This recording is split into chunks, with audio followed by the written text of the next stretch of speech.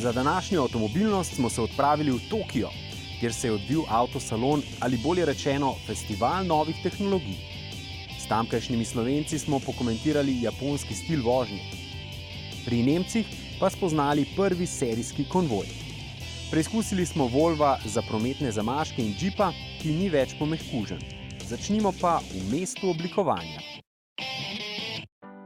Pozdravljeni avtomobilnosti. Tokrat se ponovno javljamo iz avtomobilskega salona, tokijskega. Ta je znan tudi po tem, da se na njem praviloma predstavi tudi zelo drzne tehnološke napovedi. Ja, in na tokratnem tokijskem salonu je bilo zanimivo to, da so znamke, brendi predstavili poleg vozil tudi velik spektar novih tehnoloških rešitev v svoji floti. Ob vseh starih. Zgolj Toyota je na svojem razstavnem prostoru predstavila vozila na bencin, dizel, vodikova, taksiji na plin, avtobusi na gorivne celice in pa seveda avtonomna vozila. V Tokiu pa se nismo ukvarjali samo z novimi tehnologijami in z novimi avtomobili, ampak tudi z vprašanjem, kakšni vozniki so Japonci. O tem smo povprašali naše rojake, Slovence, tiste, ki živijo na Japonskem oziroma v Tokiju. Še prej pa poglejmo izjavo, ki je najbolj zaznamovala ta tokijski avtomobilski salon. Njihov cilj je olimpijske igre leta 2020, čez 3 leta. In do takrat želijo razviti številne nove linije, ki bodo turiste, ki bodo obiskali Tokio zaradi olimpijskih iger in udeležence olimpijskih iger prevažali na nekih relacijah brez šoferjev. S tem namenom je vlada lansko leto 2016 oblikovala tudi posebno medresorsko skupino, ki bo skupaj z poslovnim svetom, z proizvajalci avtomobilov oblikovala neke navigacijske karte, ki jih bodo posodobljali, jih bodo postavljali, jih bodo oblikovali na način, da bodo potem ti avtomobili brez šoferja lahko vozili. Ker namreč to, da boš imel ti avto brez šoferja, boš mogel temu tudi okolje prilagoditi. Samovozeči japonski avtomobili torej. Pokazal ga je Nissan v SUV-ovski verziji električnega Leafa. Videli smo tudi Lexusa LS z dvema prijateljema. Enim za avtocesto, drugim za v mesto. Sploh pa Toyota, ki s svojimi avtonomnimi avtomobili misli še kako resno. Pravi, da so to roboti, osebni pomočniki, skratka več kot samo prevozna sredstva. Njihova umetna inteligenca se namreč odloča v skladu z voznikovim trenutnim osebnim počutjem, ne zgolj glede na mobilnostne potrebe. Hkrati pa Toyota pravi, da ni več samo proizvajalec avtomobilov, ampak je gibanje. Oziroma pobuda, da s takšnimi roboti zagotovimo mobilnost za vse, tudi tiste, ki se recimo bolj kot za klasične olimpijske igre zanimajo za tiste paraolimpijske. No, pa tudi mobilnost za vse tiste, za katere uradniki ocenijo, da je bolje, če ostanejo brez vozniškega dovoljenja. Na Japonskem so namreč glede tega precej bolj vestni kot pri nas.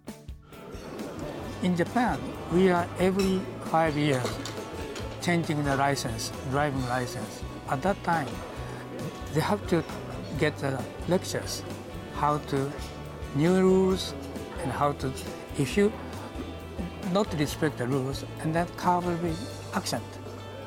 And then what is the result? The end of the life, the end of the family life. That is teaching in the lectures every 5 years. A vrnimo se k olimpijskim igram. Cilj ni samo izboljšati mobilnost, ampak tudi vpeljati bolj čiste tehnologije. Elektrika je že nekako potrjena tehnologija, a za vir elektrike Japonci največ stavijo na vodik. Zadnji Toyotin koncept na gorivne celice recimo omogoča doseg kar 1000 km. Enak motor kot Mirai, Toyotin serijski avto na gorivne celice, pa bodo že kmalu uporabljali tudi novi tokijski avtobusi s škofjeloškim imenom.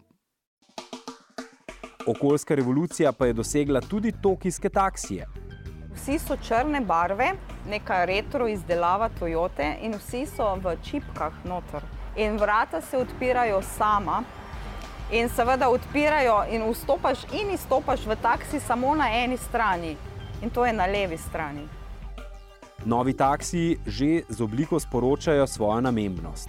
Ponujajo električna drsna vrata, a glavni problem postaranih taksi limuzin je seveda okoljski.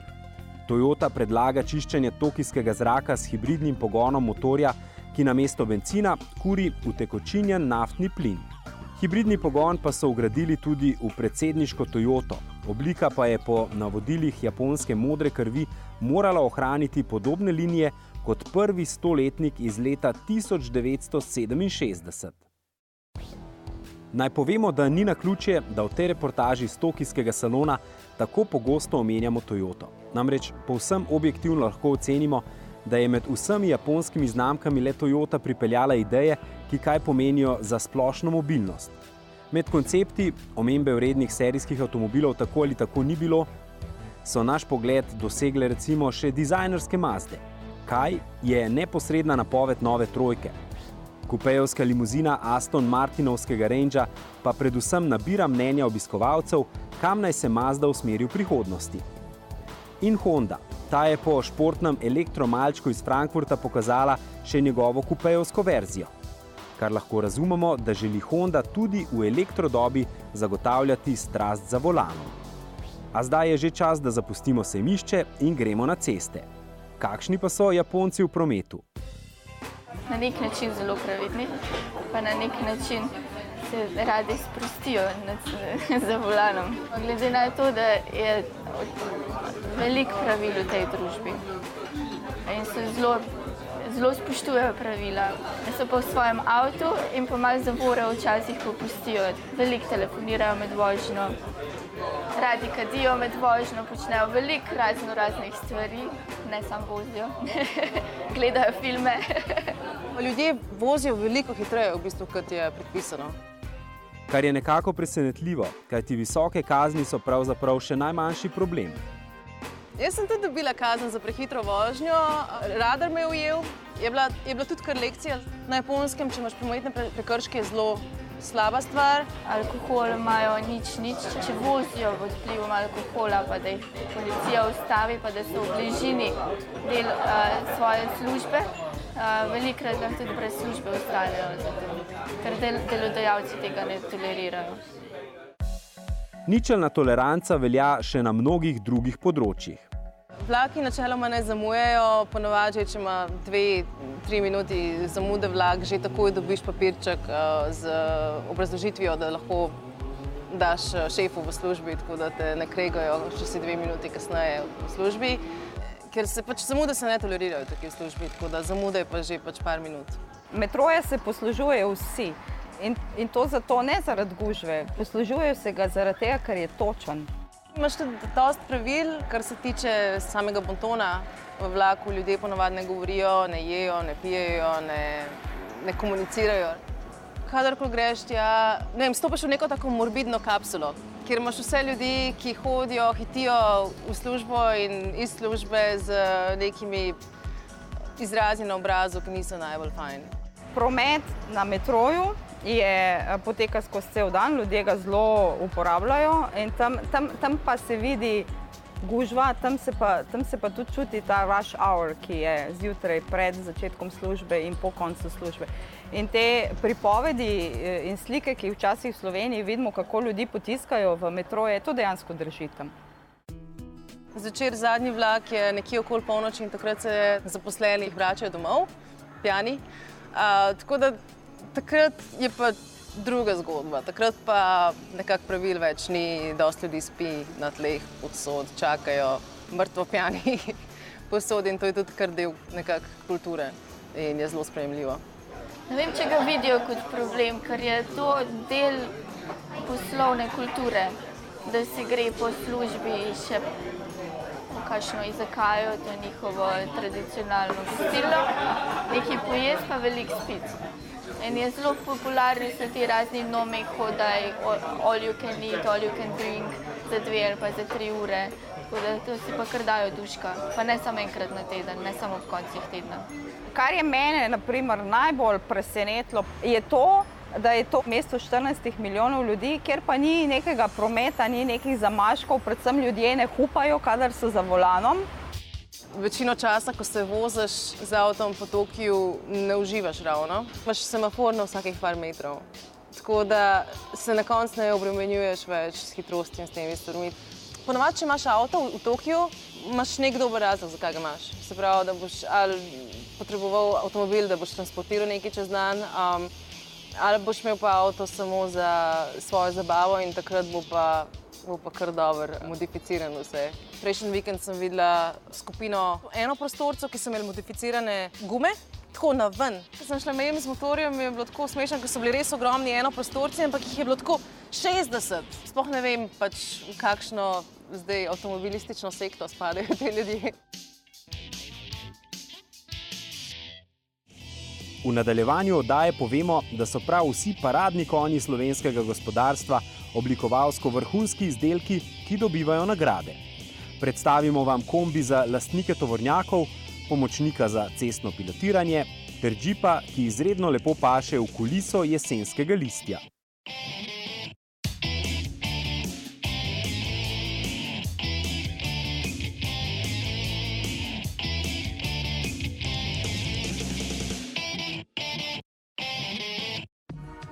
Iz enega najmanjših motornih vozil pa se selimo v velike gigante. V Barceloni, bolje rečeno po epskih cestah v okolici Montserrata, smo vozili znamko, ki se ji ne reče MAN, ampak MAN.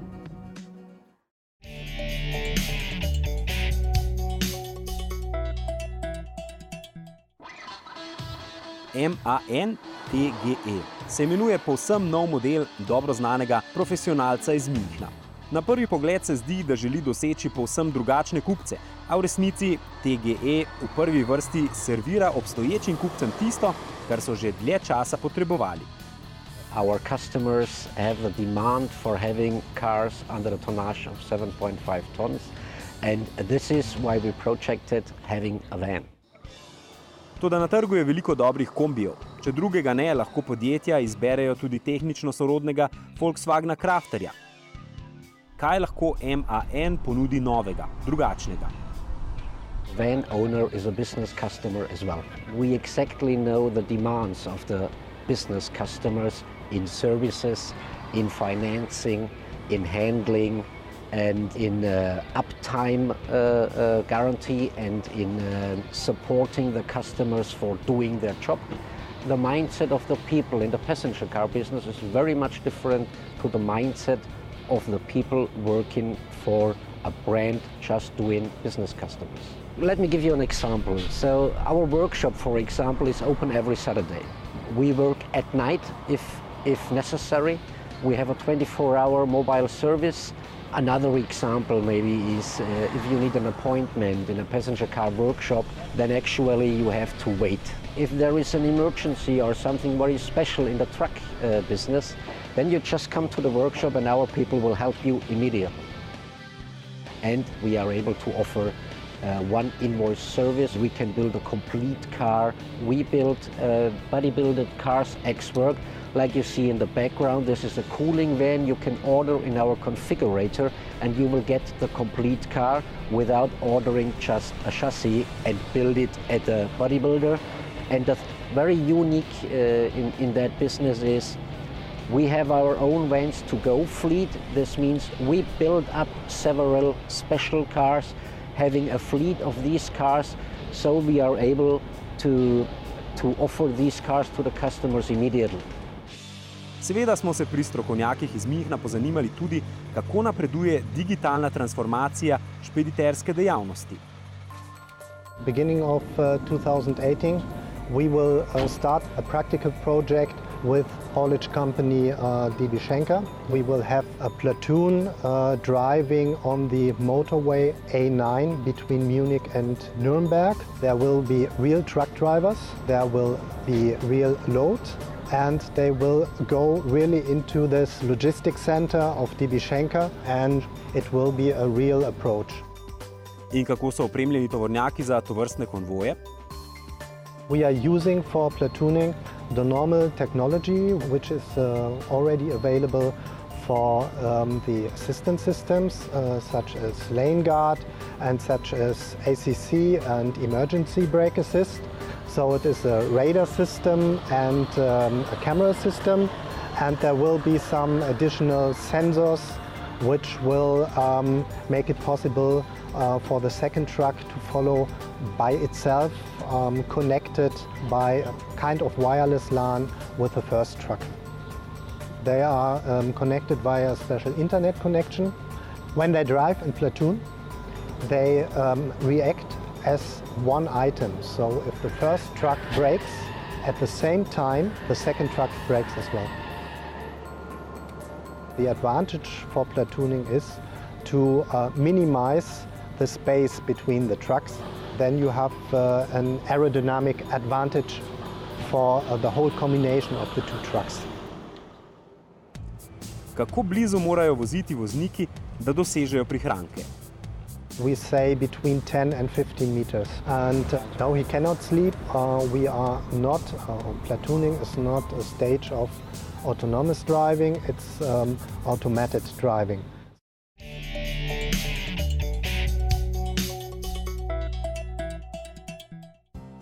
Ob mesecu oblikovanja v Ljubljani smo z ekipo avtomobilnosti prišli v mesto oblikovanja, kjer, dragi gledalci in gledalke, ne boste verjeli, najdete marsikaj zelo zanimivega, tudi kar se tiče same mobilnosti. Ja, odkar se ukvarjam z oblikovanjem, se mi zdi, da je naša elitna garnitura gospodarstva poročena z mobilnostjo. Tako da, če že štartamo pri Elanu, je neka vrsta mobilnost tukaj. Pa če nadaljujemo potem pri Boscarolu oziroma Pipistrelu, Krapoviču, z njegovimi Auspuhi, zelo tehnološka firma, pa se potem še sprehodimo do Adrie Mobil, ugotoviš, da je ta elita, ki jo Slovenija kot izvoznik, kot segment izvoznega gospodarstva premore, povezana z mobilnostjo. In na koncu koncev se mi zdi, da je koncept mobilnosti itak naša usoda ali pa naša prihodnost in na koncu koncev je tudi naše mesto oblikovanja, mobilno mesto. Ljudje, ki se ukvarjamo, in jaz sem eden tistih, ki se ukvarjam z oblikovanjem arhitekturo in na koncu koncev, če posplošim, je to estetika. To ni nekaj, s čimer smo se rodili, to je nekaj, kar smo si morda pridobili v družini ali pa privzgojili zaradi neke poslovne poti. In ko postaneš občutljiv na proporce, se ti proporci, recimo, to je eden od elementov dobrega oblikovanja, prenesejo tudi na blagovno znamko in vidiš več kot zgolj blagovno znamko. Vidiš tudi tisto, kar ni blagovna znamka. Vidiš kvaliteto v sliki, ki ni nujno, da je to Van Gogh, pa veš, da je kvalitetna. To pomeni, znaš presojati, kaj je lepo in kaj ni lepo. In ko imaš enkrat to v sebi, mislim, da je to del tebe in s tem lahko hodiš kot z nekim kapitalom, ki ga imaš in z lahkoto presojaš avtomobile. Če smo torej tokratni preizkušeni avtomobil našli tudi v mestu oblikovanja kot primer dobre prakse, to pomeni, da naš komentar na samo obliko nikakor ni potreben. In naj dodamo, da se bo 16. novembra v ta dizajnerski brlog pripeljal še en skandinavski oblikovalski dosežek, novi XC40.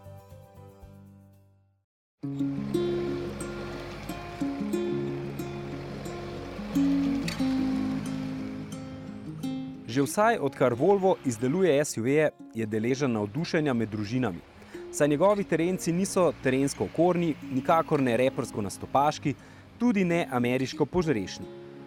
In poleg slovesa družine prijazne, pozitivno naravnane znamke so Švedi z aktualnimi modeli okrepili tudi svoj premijski imidž. Novodobni Volvovi SUV-ji zdaj mikajo tudi vse tiste, ki so nekdaj prisegali zgolj na 3-krako zvezdo, 4 kroge ali bavarski propeler. S pohvalami nismo varčevali pri XC90 in tudi pri XC60 ravno tako ne bomo.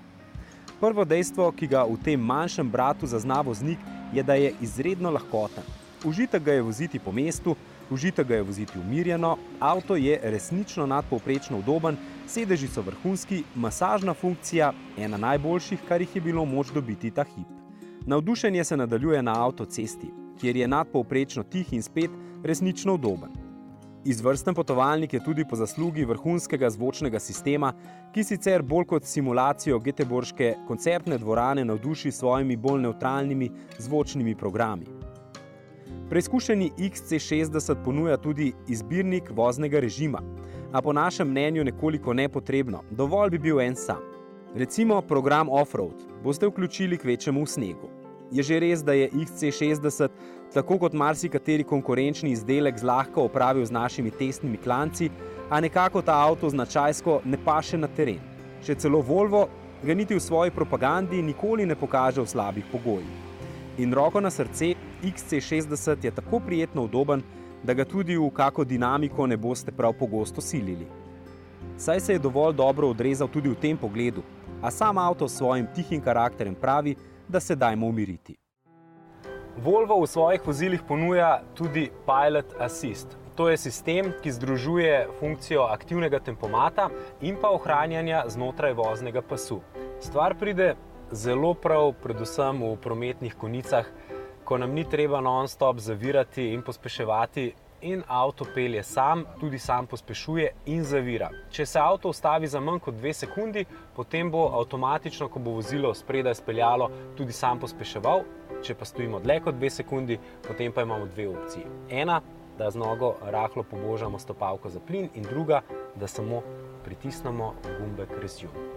To deluje tako dobro, da praktično bi voznik lahko mislil, da gre za samodejno vožnjo. Seveda pa tega ne gre zlorabljati. Še vedno ste vi tisti, ki morate imeti kontrolo nad volanom, nad vozilom in gledati ter biti pozorni na cesto in promet. A vrnimo se k lahkotnosti. Prav v lahkotnosti vožnje je XC60 v prednosti pred XC90, ki pa seveda odpravlja tudi kakšne pomanjkljivosti manjšega modela. Tokrat smo si namreč poleg odličnih sedežev zadaj zaželeli tudi večjega, bolj družinskega prtljažnika. In glede na to, da je ponudba opreme v obeh modelih praktično enaka, je izbira torej povsem logična. Če vaša družina šteje več kot 5 oseb, potem bo za vas XC90, sicer pa manjši model. Poslovnega šarma in poslovnega statusa imata namreč oba enako.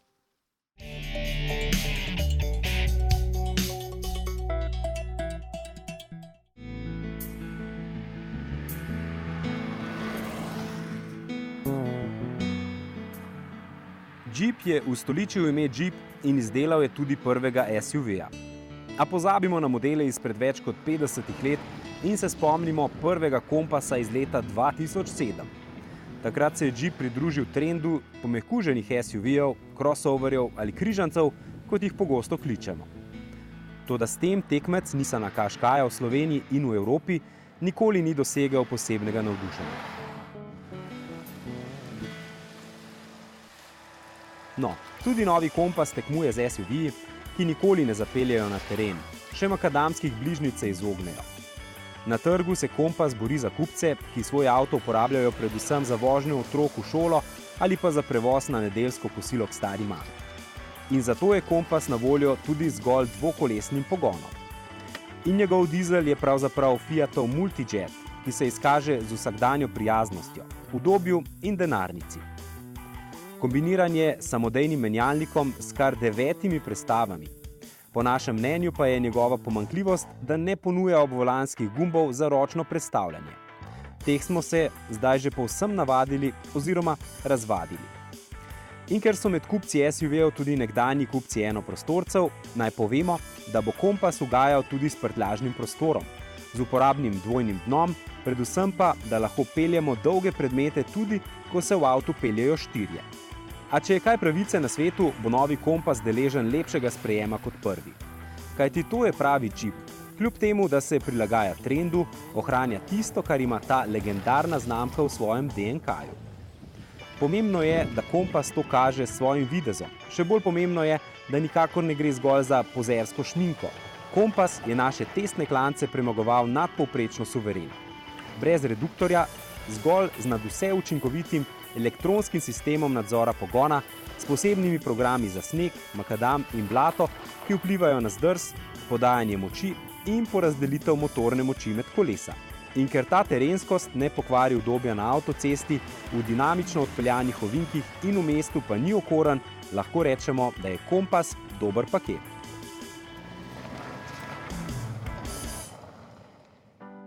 Danes smo v mestu oblikovanja zato, ker vedno znova ugotavljamo, kako dobro gresta oblikovanje in mobilnost skupaj. Od najmanjših otroških igračk do skirojev, koles, gokardov, avtomobilov, letal, prikolic, izpušnih sistemov, povsod lahko najdemo valovite linije in dizajnerske novosti. Iz valovitih linij, pločevine, lesa in kovine nasploh pa poglejmo nazaj v Tokio. Tokijski salon ni pokazal samo revolucionarnih oblik avtomobilov in drugih prevoznih sredstev, ampak tudi drzno razmišljanje, kakšna je lahko oblika prihodnosti, oblika prihodne mobilnosti. Zastavili so si zelo jasen cilj. Cilj olimpijske igre bojo prelom tudi v mobilnosti. Verjetno se je dobro postaviti kdaj cilje, ki jih težko dosežeš, ampak se jih trudiš doseči zaradi tega, ker je jasno, da prihodnost, kar se tiče mobilnosti, bo morala imeti drugačno obliko. Zanimivo pa je tudi to, kako so se vsega skupaj lotili. Ne s prepovedjo ali dekreti, da bencinski in dizelski motori ne bodo smeli več voziti v času olimpijskih iger, ampak z rešitvami oziroma z neko vizijo, da bodo recimo avtobusi peljali na vodik, da bodo taksiji vozili na plin. In tudi s prihajajočimi avtonomnimi vozili bodo morali preurediti prometni sistem, tako imenovani mapping, in seveda bodo ceste drugače stekle oziroma bodo nekatere celo dobile kakšno nadgradnjo. Ker eden od mobilnostnih ciljev v času olimpijskih iger v Tokiu je tudi ta, da se bodo lahko udeleženci na izbrana prizorišča olimpijskih iger vozili z avtonomnimi avtomobili. In to je eden od sistemov, ki bi jih lahko mi pobrali od vzhodnjakov, da iščemo rešitve in ne samo prepovedujemo. Ampak dovolj o tej tematiki.